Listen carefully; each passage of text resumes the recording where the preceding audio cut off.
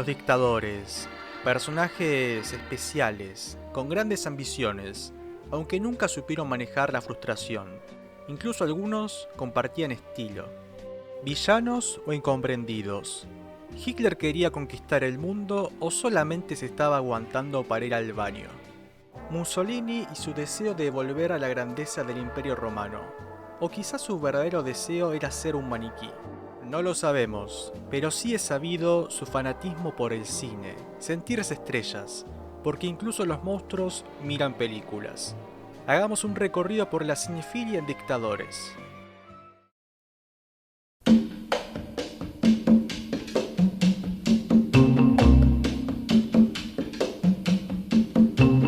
Nuestro primer invitado es el tío Lucas del fascismo, Benito Mussolini. Tal es su acercamiento al séptimo arte que el dictador italiano formó parte de la fundación del Festival Internacional de Cine más antiguo del mundo, la Mostra, que integra la Bienal de Venecia.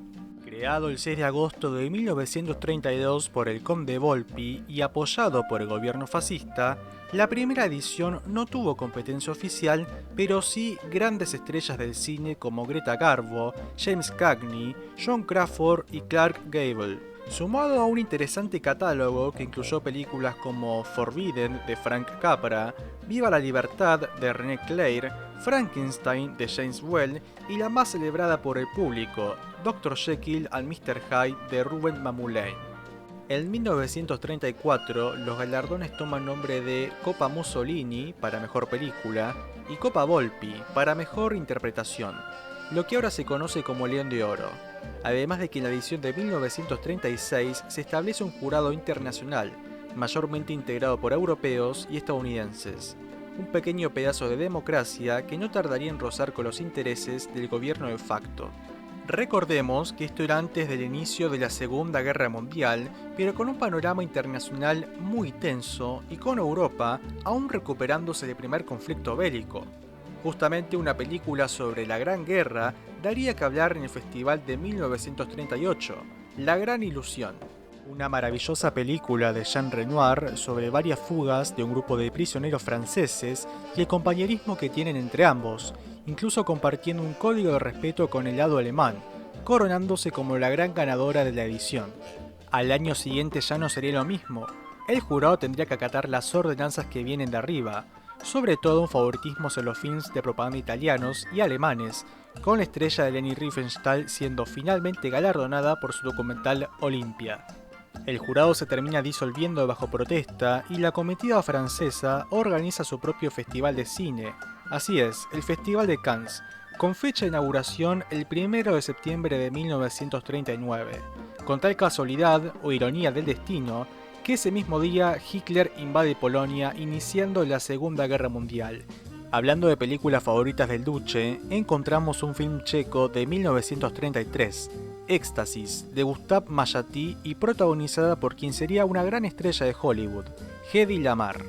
La historia de Eva, una joven que se casa con una persona muy mayor, creyendo tener un destino acomodado, pero que en matrimonio se dará cuenta del error que ha cometido, viéndose en una vida llena de monotonía y sin sentido, terminando huyendo del esposo y en el camino conociendo a un joven donde finalmente ambos se enamoran. Parece que a nuestro amigo Mussolini le gustaban los dramas románticos, pero hay algo más. La película resultó ser un escándalo porque es una de las primeras obras donde se ve el torso desnudo de una mujer, y más cuando ésta huye de su compromiso para estar con otro hombre y entregarse al placer como vemos en esta icónica escena de un sutil orgasmo.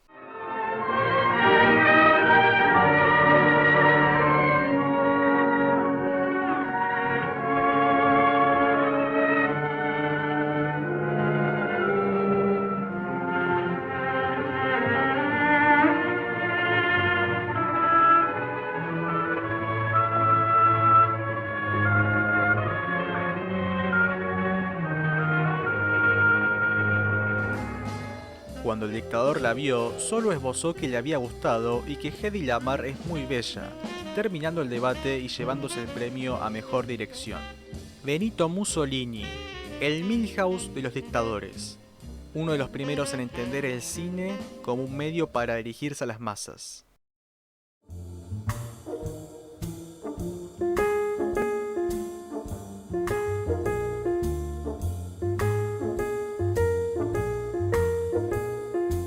Una constante que encontramos en varios de estos villanos fuera de la ficción es la de encubrir la realidad con eventos de gran convocatoria o construcciones fastuosas, como vendiendo una falsa ilusión de estabilidad y democracia. De los aspectos que encontramos durante la dictadura de Franco en España es la realización de varias obras icónicas de la historia del cine, no solo del país mediterráneo, sino producciones internacionales. El más conocido, claro está, es el Spaghetti Western.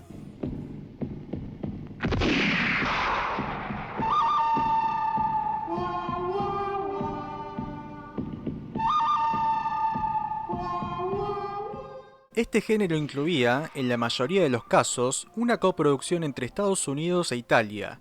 El primero distribuía y el segundo realizaba con locación en España, en la zona de Madrid y Almería, más que nada porque resultaba más económico. Lo mismo sucedía en México, pero en Europa, sobre todo, década del 60 y 70, era un género que estaba en auge, sirviendo para la realización de grandes películas como las de Leone, Sergio Corbucci, Mario Bava, el británico Ted Post, por mencionar a alguien fuera de Italia. Pero estamos hablando de producciones internacionales, o como decían en España, cosas de americanos, dando una sensación de apertura al mundo. Pero ¿cómo era el cine español?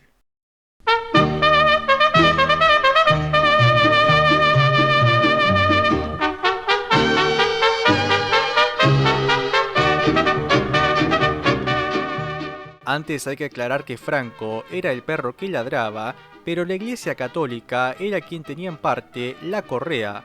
Incluso antes del franquismo ya existía la censura en el cine, durante la dictadura de Primo de Rivera en la década del 20, donde la Iglesia tenía productoras que realizaban films de adoctrinamiento patriótico y religioso. Tras la Guerra Civil Española y el ascenso al poder de Franco, el 28 de junio de 1946 se crea la Junta Superior de Orientación Cinematográfica, aunque ya estaba en funciones desde hace años, con el objetivo de preservar los valores morales e ideológicos del público español. En un principio, censurando películas provenientes de Hollywood, que a su vez tenían la censura del Código Hays. Nada de besos apasionados, travestismo y cuerpos descubiertos, entre otras prohibiciones. No solo de Estados Unidos, el neorrealismo italiano era fuertemente censurado por tener tintes comunistas y poder pervertir las mentes. Aunque la mayor atrocidad la encontramos cuando utilizaron el doblaje como censura. Por decreto del gobierno, todas las películas extranjeras se empezaron a proyectar al castellano, apelando a un espíritu nacionalista, cuando en realidad podían obviar diálogos no acordes y a su vez alterar la trama. El caso más absurdo lo encontramos en Mogambo, de 1953, la película de John Ford sobre un triángulo amoroso entre una pareja recién casada y una mujer en discordia. Para tapar el caso de adulterio, no tuvieron mejor idea que en el doblaje hacer pasar a la pareja como hermano y hermana, transformando una infidelidad en incesto. Mientras tanto, en los cines españoles también se proyectaban Los Nodos, el noticiario cinematográfico, con la figura del España ideal y siempre realzando la figura de Franco. Aunque también hay espacio para la comedia, esa arma que el fascismo no comprende porque se nutren del miedo que inspiran.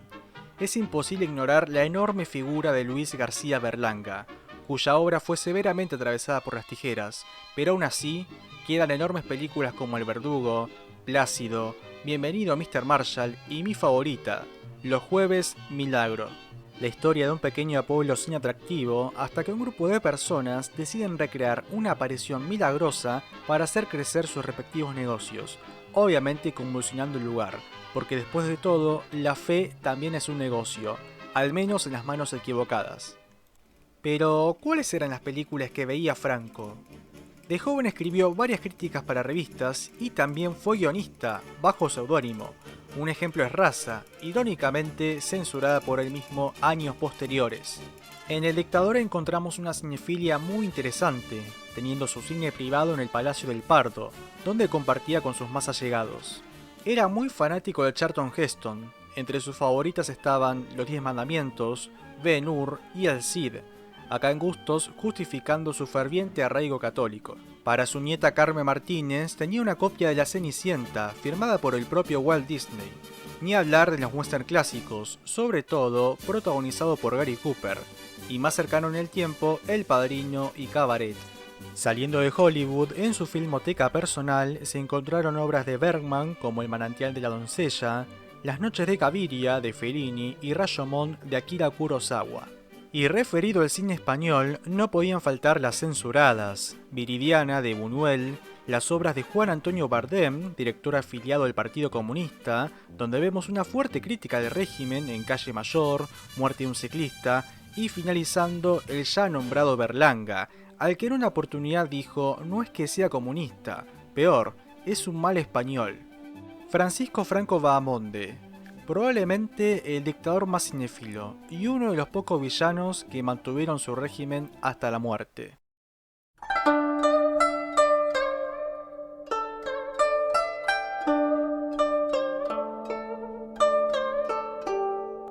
De Europa nos vamos a Asia, China, el enorme país que en 1949, tras años de lucha civil y la guerra sino-japonesa, finalmente se proclamaba como la República Popular de China, con Mao Zedong siendo la principal figura.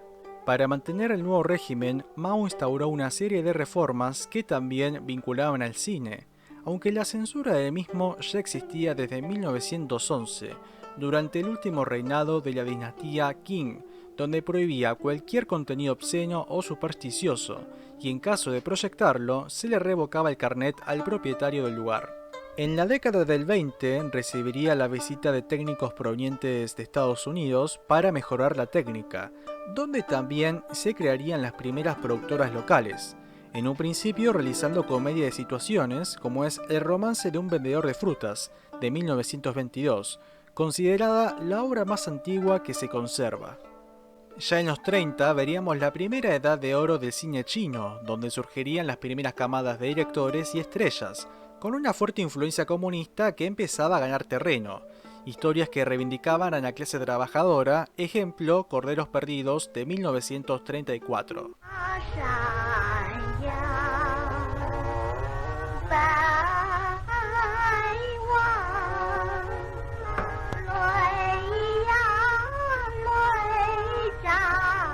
Esto es de lo más chafa. No, no es chafa, es divertido. Su ropa es distinta a la mía. ¡Oh, mira su ropa!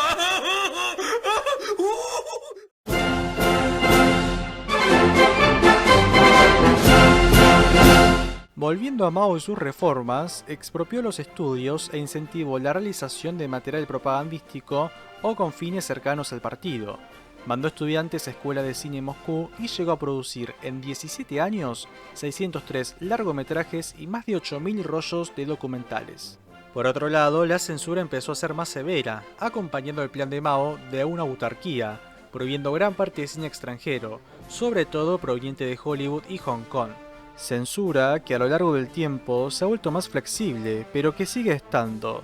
Algunas obras han sido todo lo previo al cine chino de 1949, Alicia en el País de las Maravillas, Frankenstein y más cercano en el tiempo, Joker, Call Me By Your Name y Mad Max Fury Road, incluso llegando al absurdo de censurar Volver al Futuro, Piratas del Caribe y Babe. ¿Acaso nuestro cerrito valiente tiene como plan oculto derribar la civilización como la conocemos?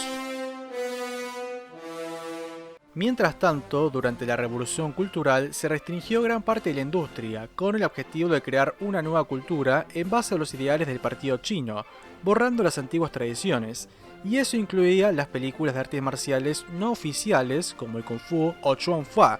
Solo el Wushu era considerado deporte nacional. Pero adivinen cuáles eran las películas que veía Mao.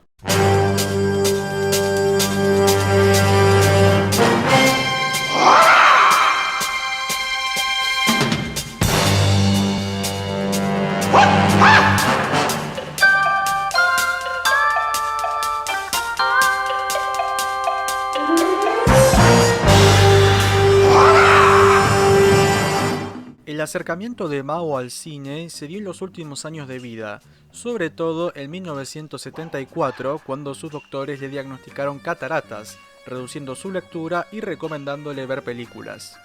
El viceministro de Cultura, Liu Qingtang, fue seleccionado para ocuparse del ocio del dictador, haciendo un viaje de contrabando a Hong Kong para conseguir copias de la estrella de artes marciales Bruce Lee. Tras una serie de arreglos con los productores, volvió a China con el botín, convirtiendo a Mao en un fanático de Lee, refiriéndose a él como un héroe nacional y lamentándose por su reciente muerte. Entre sus favoritas se encontraban El Gran Jefe, Operación Dragón, El Regreso del Dragón, pero su predilecta era Puños de Furia. He's unstoppable, unbeatable, unbelievable.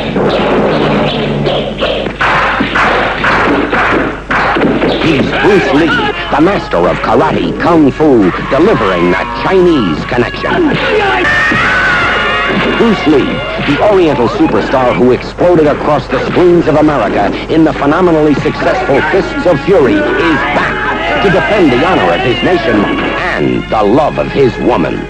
Entre muchos golpes y algunos besos, tenemos la clásica historia de venganza sobre un joven estudiante de artes marciales que descubre la trágica muerte de su maestro en manos de una escuela rival, jurando limpiar su nombre en base a puños, patadas y nunchakus.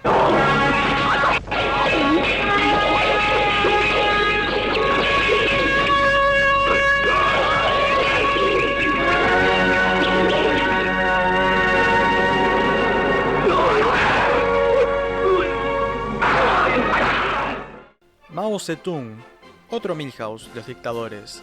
Como suele ocurrir con estos personajes, haz lo que yo digo, pero no lo que yo veo.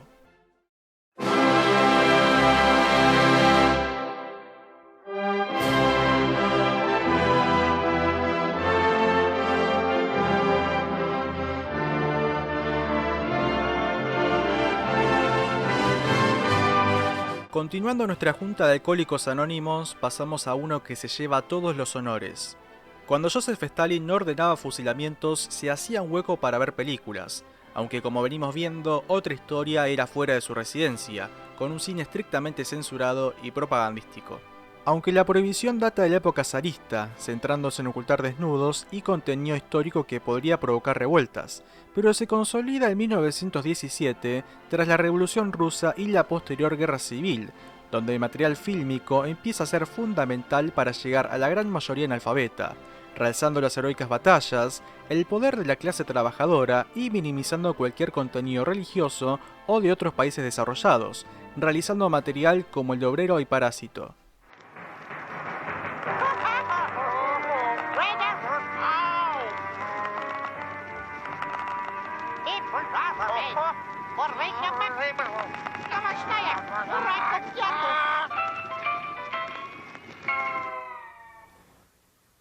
¿Qué rayos es eso?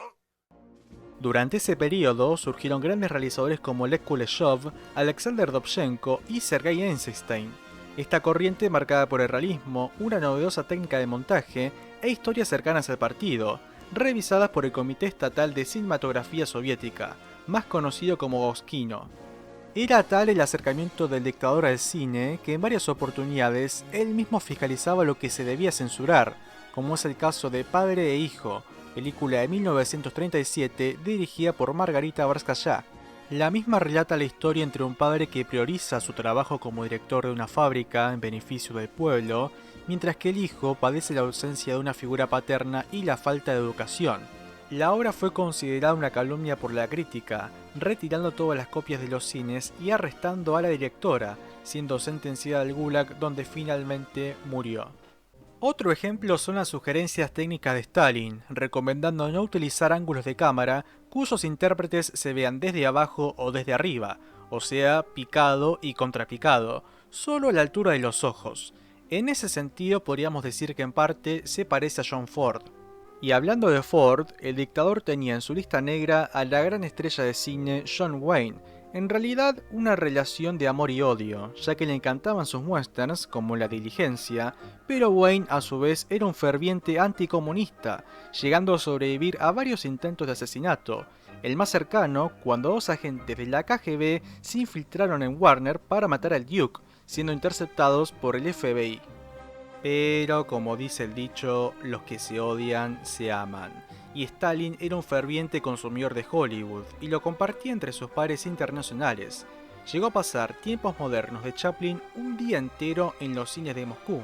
También entre sus vistas estaba Vidas Privadas de 1931, una comedia de enredos sobre dos parejas durante su luna de miel. Aunque si tenía un actor predilecto, ese era James Cagney, que incluso se lo confesó el presidente Roosevelt.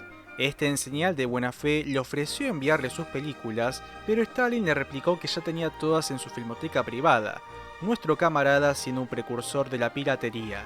Para ese entonces, Cagney era un ícono del cine de gángsters. Por el mal camino, los violentos años 20, el enemigo público y sobre todo, ángeles con caras sucias. Morning, gentlemen. Nice day for murder. Where's Frazier? Where's that $100 grand? Think we're gonna pay off, huh? Certainly. If I don't get that dough in 3 minutes, Frazier's gonna be splashed all over the best hideout in town. Acá tenemos una gran película de los 30 y también de mis favoritas.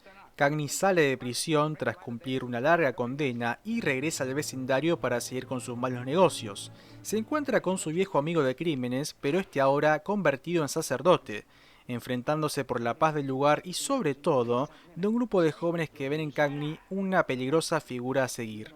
El crimen y la conciencia enfrentados en una amistad, dirigida por el gran Michael Curtiz y donde también vemos un papel menor de Humphrey Bogart, alguien moldeado por Cagney que seguirá sus pasos sobre todo en los 40s. Debemos agradecer que el camarada falleció antes de que viera a Cagney en 1-2-3 de Billy Wilder. Con la fama de mal humor que tenía, seguramente agregaba al actor a la misma lista de Wayne. Joseph Stalin, el bigote de hierro, otro personaje patético, embriagado de poder y de otros menesteres que lo acompañaban mientras veía esas películas tan condenadas por él mismo.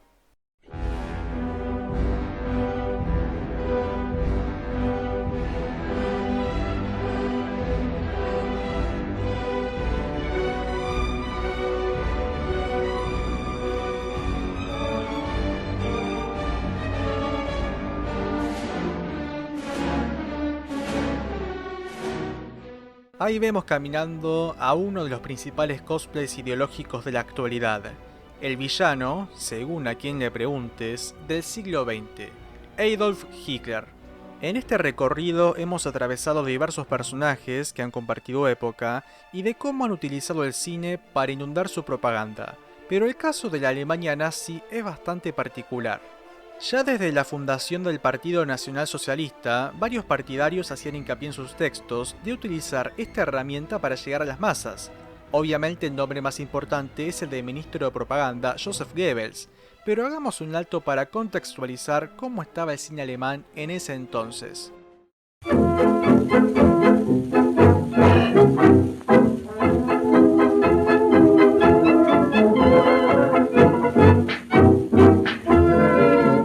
Para la década del 20, Alemania apenas estaba recuperando de la Gran Guerra, sufriendo una enorme tasa de inflación y un periodo marcado socialmente por los diversos partidos que iban surgiendo, sumado a una democracia endeble sin poder de concilio, denominada República de Weimar.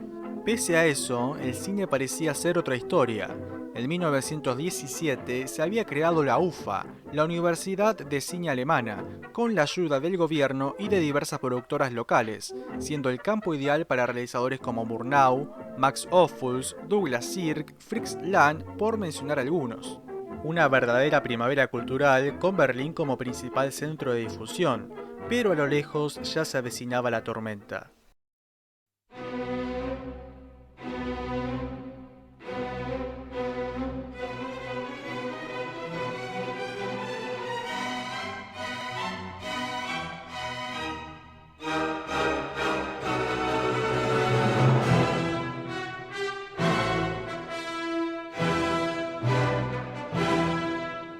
Cuando en 1933 Hitler consolida su poder, ocurre un éxodo por parte de la industria cinematográfica, en su mayoría perteneciente a la comunidad judía o de diversas ideologías, que huyen de un país ya hostil, emigrando sobre todo a Hollywood, donde terminan desarrollándose.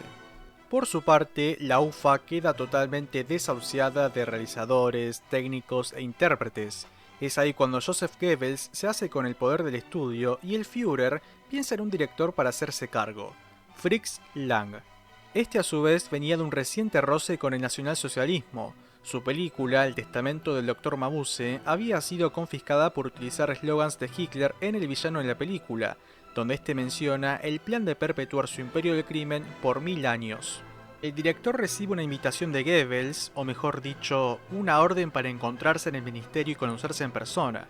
Años después, Lang contaría su experiencia siendo entrevistado por William Friedkin mientras este estaba realizando El Exorcista. And he spoke, and suddenly he said, "The Führer has seen your films." He didn't say which one. Mm-hmm. And then he said, and he has said, this is the man who will give us the National Socialistic film. In this moment, to tell you the truth, I was wet all over my body. Perspiration broke out everything.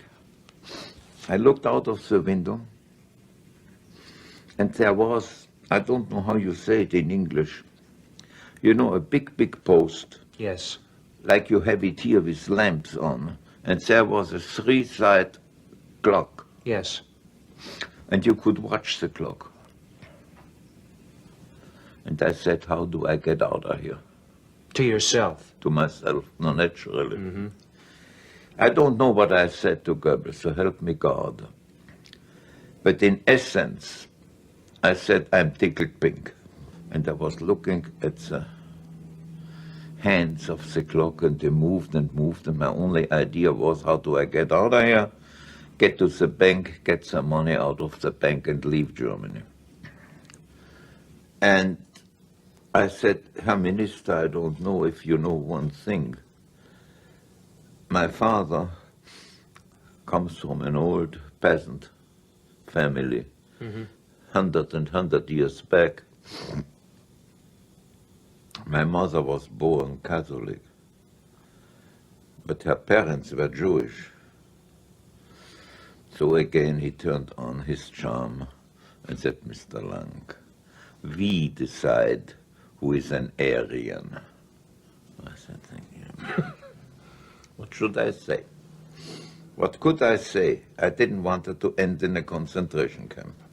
We want you to become the leader of the German film. Therefore, I said to him, think about my mother, you know? Yes. What year was this, by the way? 33, beginning of 33. Mm-hmm. Finalmente Lang termina huyendo a París y posteriormente se instala en Hollywood. Goebbels cambia de estrategia. Por un lado producía contenido propagandístico, como es el mencionado caso de Leni Riefenstahl, pero no lo inundaba en las salas como hemos visto en los anteriores dictadores. Una parte de influenciar a las masas es también saber distraerlas, y más en un periodo de guerra mundial. Se empiezan a producir comedias, dramas, musicales, entretenimiento sazonado de ideología, como es el caso de Yo Acuso de 1941. Un médico es acusado de practicar eutanasia con su esposa que venía sufriendo una enfermedad degenerativa, teniendo que afrontar un juicio por lo ocurrido. Curiosamente, el Reich buscaba legalizar la eutanasia con el programa T4, un medio para justificar la depuración racial y acabar con el sufrimiento de las personas discapacitadas. La película terminó siendo un éxito y la ley fue aprobada. Pero hablando de la filmoteca personal del Führer, recibía recomendaciones de Goebbels y de su chofer privado. Encontramos varias obras del mencionado Fritz Lang. Es sabido su gusto por Metrópolis y Emb, el vampiro de Düsseldorf. Sumamos Napoleón de Abel Gansé, aunque sabiendo el spoiler, terminó invadiendo Rusia. Le gustaban los cortos de Mickey, tenía una copia de Blancanieves y los 7 enanitos. Recordemos que el cuento es de origen alemán. También había lugar para las comedias de Laurel and Hardy, como Swiss Miss, aunque detestó El gran dictador de Chaplin. Eso sí, la vio 2 veces. Tarzán y King Kong, películas previas a iniciarse la Segunda Guerra Mundial porque durante el conflicto su visión resultaría muy afectada. A pesar de estar en plena guerra, igualmente se hizo un lugar para ver una de las mejores películas de la historia.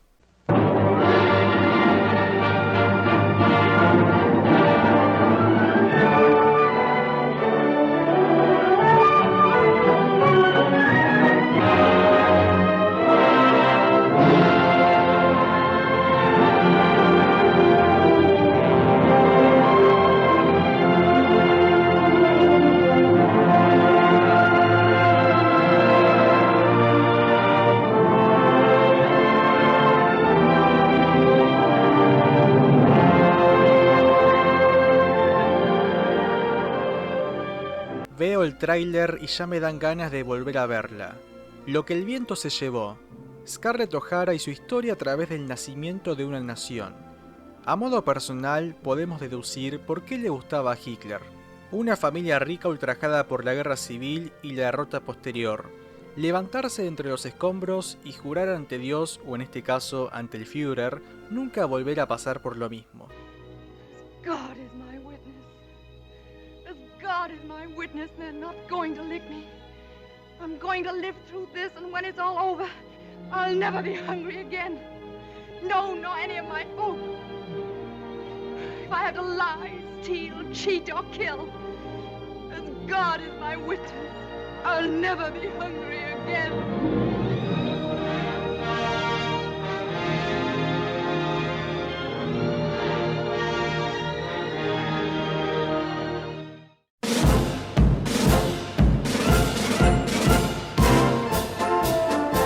Adolfo Hitler, el único judío que la pasó bien durante el nazismo. Aunque estos personajes no han sido los únicos. Habrá otro video acerca de la cinefilia en dictadores. Gracias por verlo.